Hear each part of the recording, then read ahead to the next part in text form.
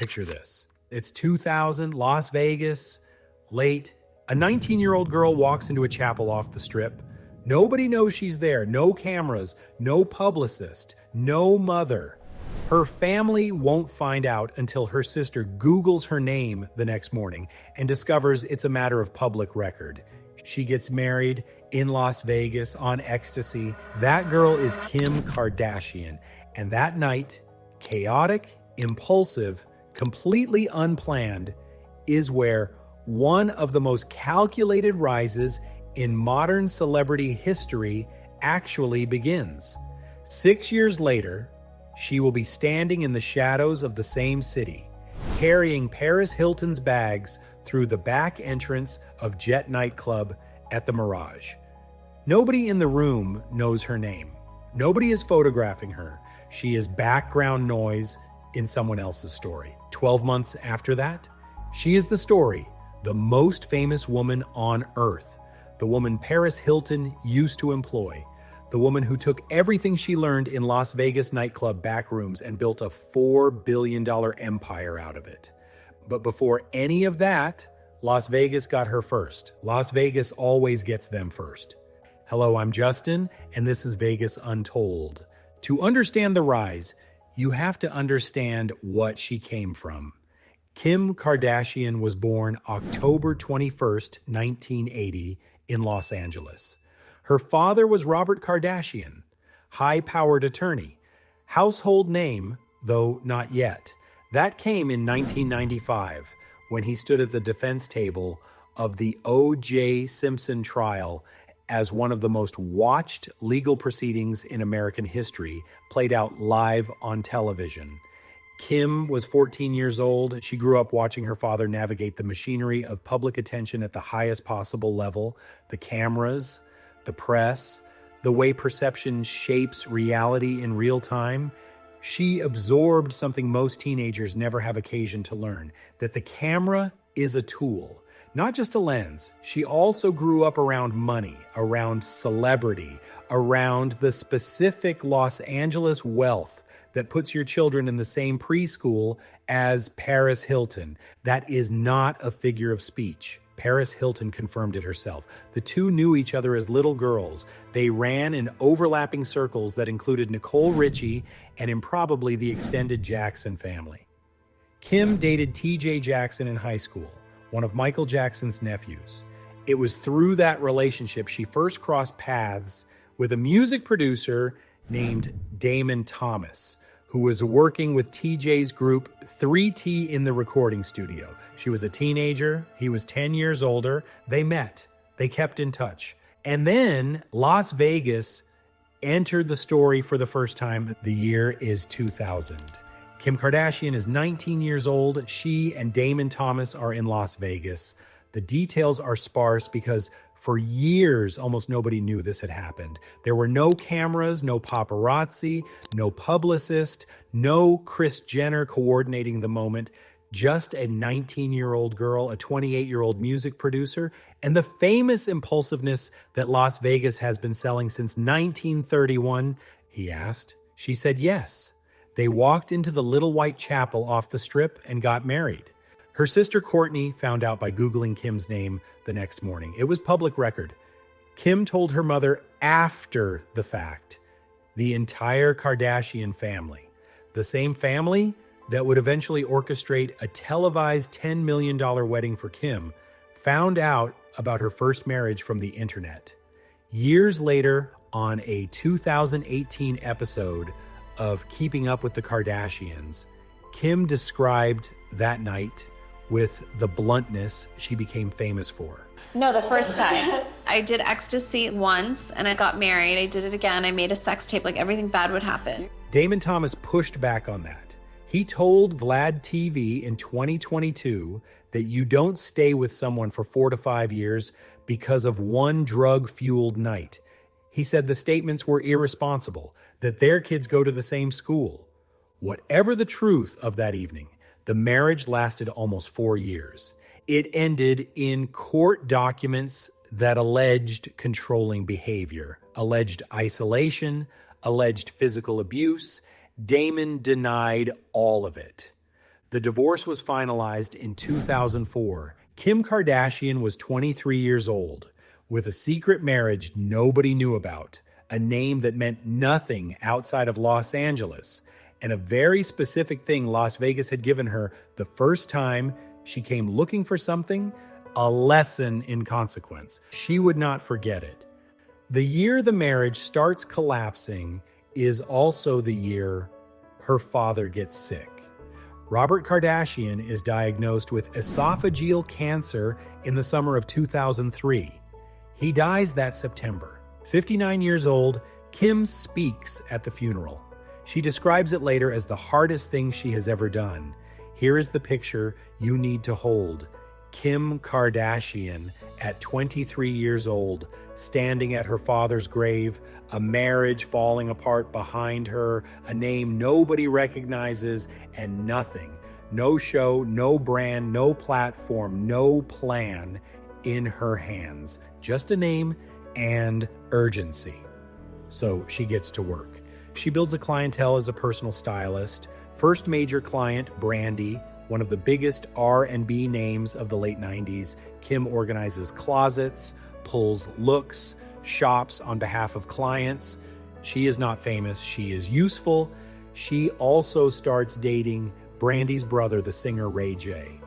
That relationship will become one of the most consequential in modern pop culture history, not because of the relationship itself, because of what Ray J filmed in 2003, because of a tape that is sitting on a hard drive somewhere waiting. But that detonation is still 4 years away. In the meantime, personal shopper for Lindsay Lohan, boutique owner. Dash launches in 2006 with sisters Courtney and Khloe in Calabasas. Building quietly, methodically, and then Paris Hilton calls. In 2006, Kim Kardashian becomes Paris Hilton's personal stylist and assistant. To understand what that means, you have to understand who Paris Hilton was in 2006. She was the biggest celebrity in the world who had never starred in a major film, never released a platinum album, never won an award that mattered. She had invented something entirely new. She was famous for being famous. Her face was on every magazine. The Simple Life was pulling millions of viewers on Fox. She was the living proof of a concept America had never encountered before. The fame as product model that every influencer on every platform today still runs on. And Kim Kardashian organized her closets.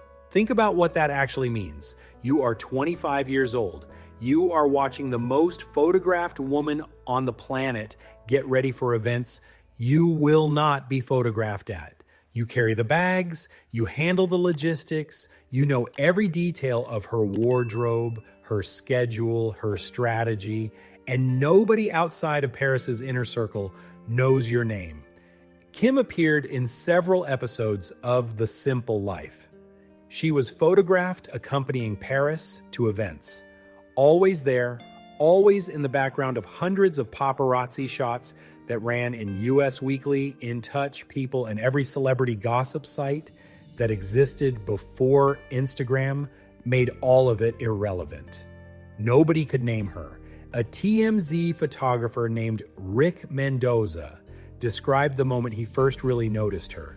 Paris wanted to go out one night and brought her stylist. They went to Hyde, the Hollywood nightclub that was the place to be seen in 2006. The paparazzi were there for Paris, but they photographed Kim too. Then his editor called asking for more pictures of the girl with Paris. I kept that machine rolling so that she became relevant, Mendoza said later. She would be put on every single tabloid. Connected to Paris by proximity. And proximity in that world was everything. But it was Las Vegas where the real education happened. Las Vegas in the mid-2000s was running on a particular kind of electricity. The megaclub era was detonating in real time. Pure nightclub at Caesar's Palace, Jet at the Mirage, Tao at the Venetian. These were not clubs in the traditional sense. They were entertainment machines, generating tens of millions of dollars per year, running on a single fuel: celebrity presence. When Paris Hilton walked into a Las Vegas nightclub, the entire system activated. The guest list swelled. Bottle service revenue spiked. Photographers multiplied outside. The club made money. Paris made money. Her publicist made money. The paparazzi made money. Everyone in the room extracted value from the same moment, except the girl organizing the bags. There are photographs of Kim, Paris, and Caroline D'Amour at Jet nightclub at the Mirage. Photographs of Kim at Pure nightclub at Caesars. She was in the rooms where the real Las Vegas nightlife economy was negotiated, not by tourists, not by casual gamblers, but by the people who understood that celebrity was an asset class, that being photographed in the right room was a form of currency. She was watching all of it. PR strategist Shiraz Hassan, who worked with Paris at the time, had already met Kim and Kris Jenner in 2005. His read on Kim was instant. He said she was ready to do whatever it takes. That phrase matters, because what it takes in that world, in those rooms, is discipline. The discipline to watch the person who has what you want and not let the watching show, to absorb everything, reveal nothing. Treat the nightclub not as the destination, but as the education. Kim Kardashian was in those rooms for years before anyone thought to photograph her specifically. She used every minute of it. But the clock was about to run out on anonymity. And the way it ran out, nobody could have scripted this. February 2007, a sex tape made by Kim Kardashian and Ray J in 2003, or 4 years earlier, surfaces on the internet. Vivid Entertainment acquires the rights and releases it under the title Kim Kardashian Superstar. Kim files a lawsuit to reclaim ownership. The story detonates every outlet, every tabloid, every entertainment news program. The name Kim Kardashian, building slowly, steadily, in the shadow of Paris Hilton for the better part of a year, becomes a household name overnight. She settles with Vivid for a reported $5 million and allows the tape to remain in distribution. The cultural debate around that settlement has never fully closed. Was it exploitation? Was it calculation? Was it both? Nearly 20 years later, the media is still arguing about what it means. What is not debatable is the arithmetic. In 12 months, Kim Kardashian goes from the girl with Paris to a recognizable face in her own right. The paparazzi who used to photograph her as background fill are now specifically assigned to cover her.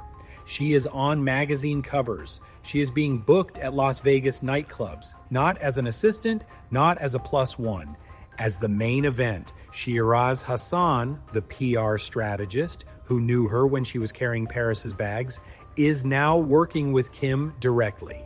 His stated mission: make the entire world sick of the word Kardashian. I'm going to document everything and put it out to the news, he said. The machine was already running. Now it had a new engine.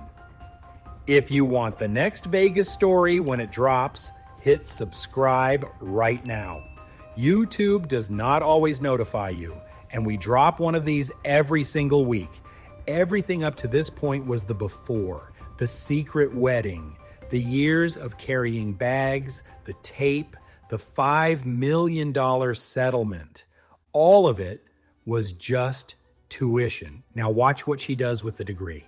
October 2007, Keeping Up with the Kardashians premieres on E!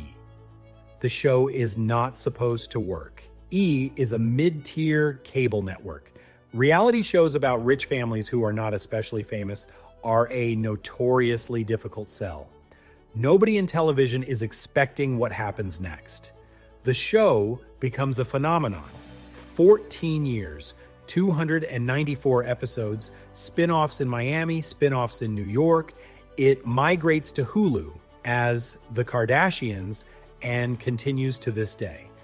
But here is what most people miss about the show. The show does not make Kim Kardashian famous. The tape did that. The show does something far more valuable. It turns her into a brand. Not a celebrity, a brand, an enterprise, a revenue machine operating across beauty, fragrance, shapewear, and media at a scale that has never existed before for someone who started from nothing, who was, a few years earlier, sorting through another woman's closet in a Las Vegas nightclub. KKW Beauty launches in 2017, valued at over $1 billion within 4 years. SKIMS launches in 2019, valued at over $4 billion by 2023.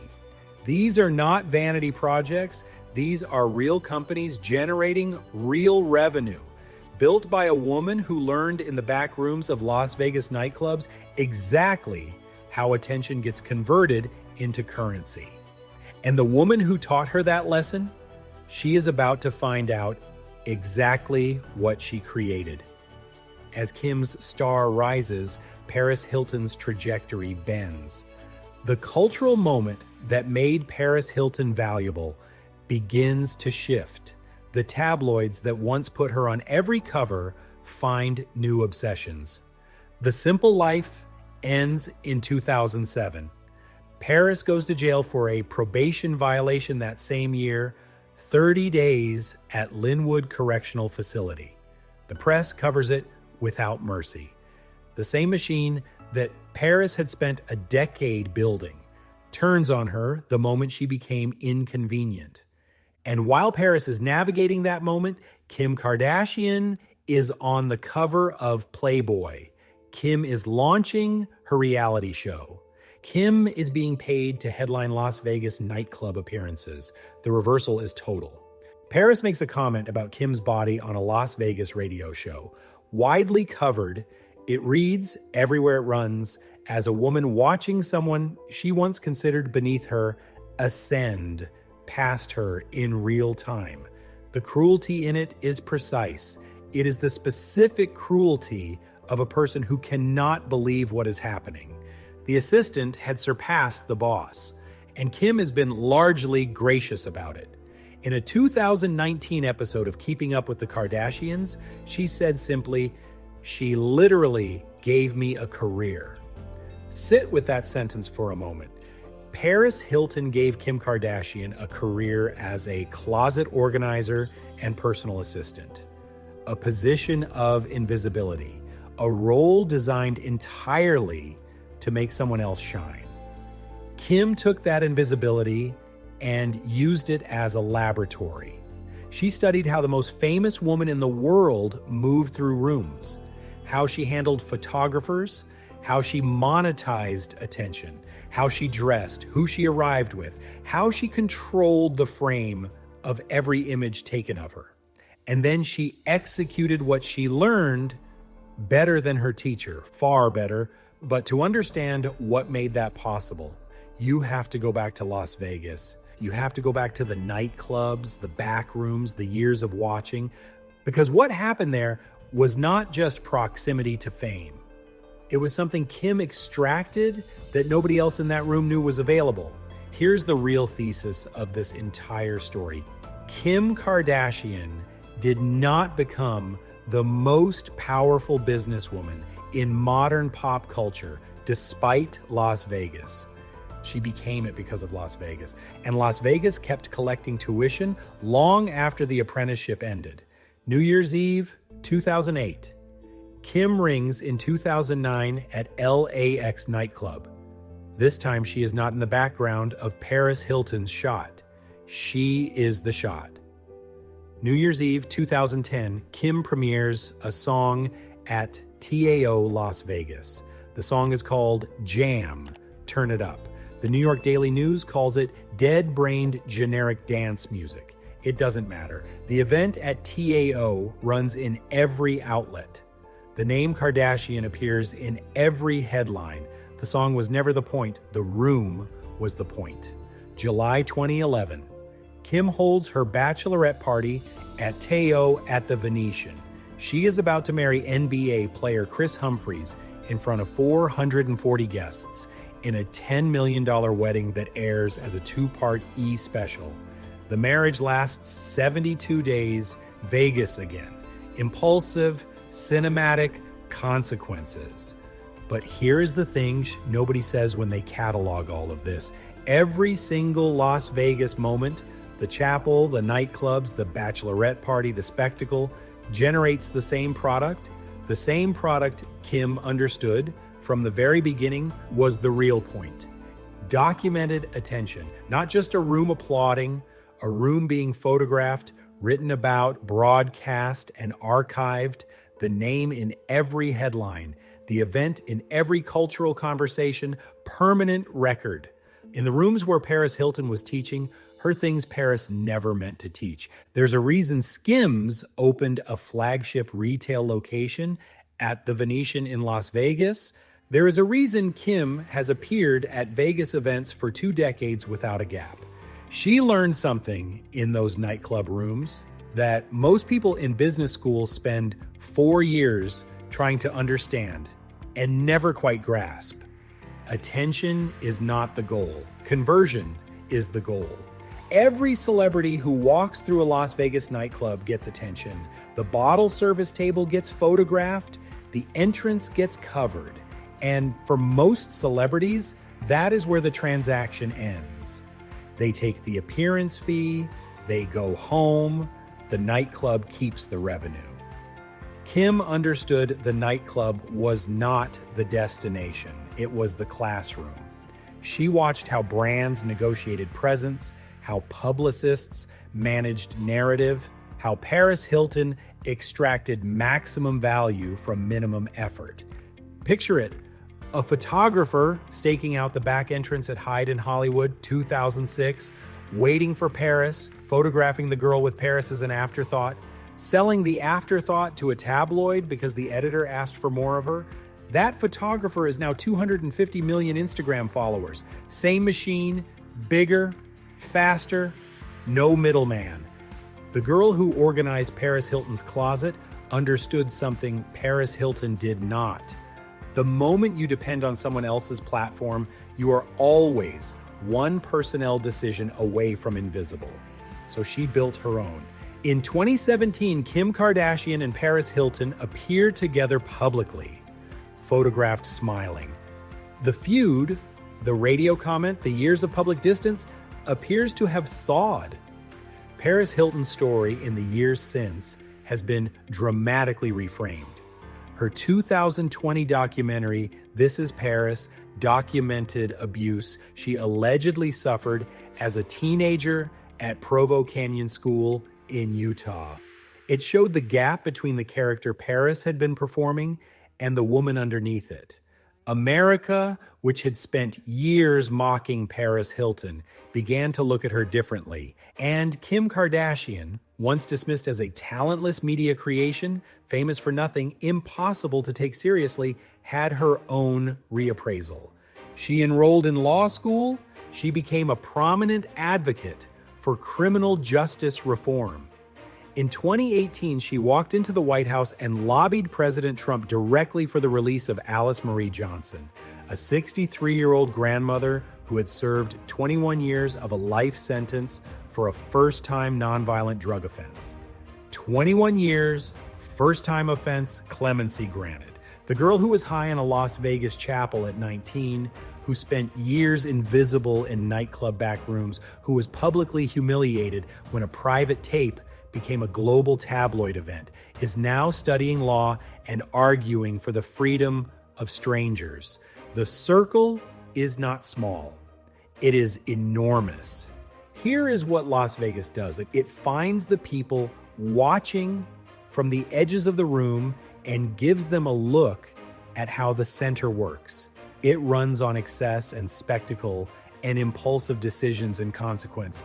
It is not kind to everyone who walks through it, but for the ones who pay attention, who treat the nightclub as a classroom, who understand that the flash of the camera is data, not validation. Las Vegas can be the best education money cannot buy. Kim Kardashian paid for her education in ways that were sometimes painful and sometimes humiliating and sometimes deeply private. A secret chapel at 19, a leaked tape at 26, years of carrying someone else's bags, years of being just out of frame. She got every dollar of tuition back, and then some. The assistant who organized Paris Hilton's closet in the back rooms of Las Vegas built a $4 billion empire. Las Vegas was there at the beginning. It was there every step of the way. It just took a while for the rest of the world to catch up to what she had already figured out. This has been Vegas Untold. If you made it to the end, thank you. Hit subscribe for the next one and leave a comment telling me who you want covered next. This channel lives on stories nobody else is telling. See you in the next one.